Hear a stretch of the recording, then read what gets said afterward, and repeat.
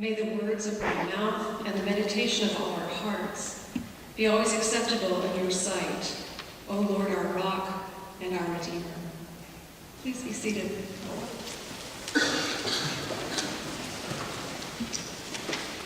Quite a few years ago, I was living and working in Boston, and in addition to my 9-to-5 day job, I was part of a team of people at the Diocese of Massachusetts that helped congregations going through crisis. These involved sudden changes in leadership, betrayals of trust between the members, and the kind of events that tore the community apart. Our team, with the exception of a very young and inexperienced me, was composed of experts. There were a couple of psychologists, we had a lawyer, and there were several people who had experience and study in the dynamics of congregational life. When our team arrived at a parish, the members of the congregation were ready for us to solve the crisis for them. We were the experts who could tell them what went wrong, who was to blame, and how to fix the problems. Since they were often at odds with each other, they often wanted us to take sides and declare a winner. Our process was to listen to their hurt, hear their complaints, and then let people tell each other and us how the crisis affected them and what they thought needed to happen next. After that, they would turn to us for the recipe that would make all their troubles go away. At that moment, at every single meeting, one of our most experienced team members, a woman named Mary Meter, would tell them this: everything you need to heal from your crisis is in this room.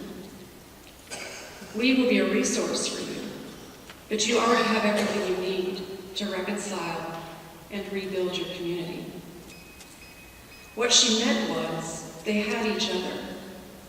They had their faith, they had the gospel, and they had Jesus. They had everything they needed. I think this advice, that you have everything you need, is the guidance we read in Paul's letters to the Ephesians today. It's also good advice for spiritual growth, which is a theme we're going to be examining this fall at St. Matthew's. So what does Paul tell us? Throughout the letter to the Ephesians, which we've been reading over the past few weeks, we hear a repeated message of reconciliation and peace within the Christian community, within the congregation. The letter urges unity within the body of Christ. At the end of the letter, in today's reading, we get this very strange advice. Put on the armor of God so that we can stand against the wiles of the devil. Now, I know Paul has something worthwhile to say, because he said so many amazing things already in the letter to the Ephesians, but the image he uses here is unusual, to say the least. Every kind of armor that I've ever seen keeps the person wearing it sealed off and separate from everyone else, and ready to fight them. And it doesn't matter whether that armor is a medieval suit of metal, or a police officer's bulletproof vest, or even football pads and shin guards. The purpose of armor is to keep harm away and enclose the one who puts it on. How does that hold community together? And here's another thing. Armor is where to protect one person against another person. And often the person wearing the armor wields a weapon. It might be a sword or a gun. It might even be their own strength. So even when we know that Paul's using armor as a metaphor, the idea of armor in a spiritual context is puzzling. And then there's the devil to deal with. We're told that the armor helps us withstand the wiles of the devil.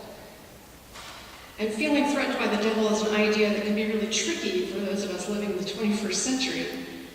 And it also doesn't sound like practical advice for unifying a community. What are we to do? Paul takes this unusual image and he flips the idea of armor on its shiny, hard head. Actually, Actual armor, worn by soldiers, is a physical barrier between the person who wears it and an external threat. And that threat is in the form of other people, flesh and blood enemies. Actual armor encapsulates the wearer from all other people, and it protects an individual from harm. Actual armor allows the person wearing it to wield weapons, not just for protection, but for aggression. But the armor of God isn't like that at all. First and most importantly, it's not worn or meant to protect one person. In the original Greek, the advice to put on the armor of God is addressed to the plural you. It's addressed to y'all. We wear the armor together to protect us as a community. Paul is very clear. Our struggle is not against enemies of blood and flesh. We're not protecting ourselves from other people, whether inside or outside the Christian community. We're protecting our community against the cosmic powers of this present darkness, against the spiritual forces of evil in the heavenly places. There was a time in my life when this kind of talk mystified me, because I wondered what the cosmic powers of evil and the spiritual forces of evil were. But when you confront that kind of evil, you know it's real. The evil Paul is talking about is not tied to any person or group. It's larger than that. These are the forces that Martin Luther King Jr. addressed when he described the nonviolent approach of the civil rights protesters in the 1950s and 60s. He said that their resistance was against forces of evil rather than against persons who happen to be doing evil. It is evil that the nonviolent resistor seeks to defeat, not the persons victimized by evil. Dr. King wanted to defeat racism, and he wanted to reconcile with all people. In fact, he taught that the perpetrators of evil were also victims of it, because all humans suffer when evil reigns. We know this kind of evil in our own time, the systems that lead to betrayal and broken communities, broken families, racism and greed, poverty and addiction. We need this reminder as much as the people of Ephesus. We get caught up in these forces and want to resist them, but we don't defeat evil by defeating people. Our baptismal covenant recognizes this dynamic. In our baptism, we renounce the evil powers of this world which corrupt and destroy the creatures of God. And then we vow to respect the dignity of every human being. That's as good a place as any to start a spiritual journey. If we're going to withstand the wiles of the devil, we're going to do it together.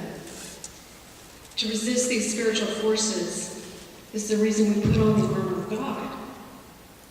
And this is what the armor of God consists of: truth, righteousness, faith, salvation, whatever will make you ready to proclaim the gospel of peace and the word of God.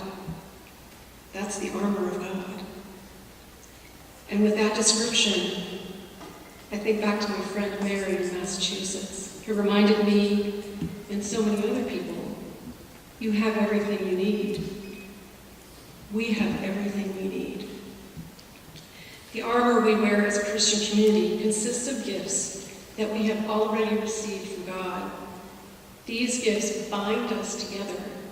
Wearing these gifts and being in community are the foundation that make it possible for us to grow spiritually. This is what today's reading from Ephesians tells us. There is evil in the world. There is hard work to do. Your community, our community, will go through hard times. We will disagree, and we will feel betrayed. And we have everything we need to face those hard times and do that hard work together.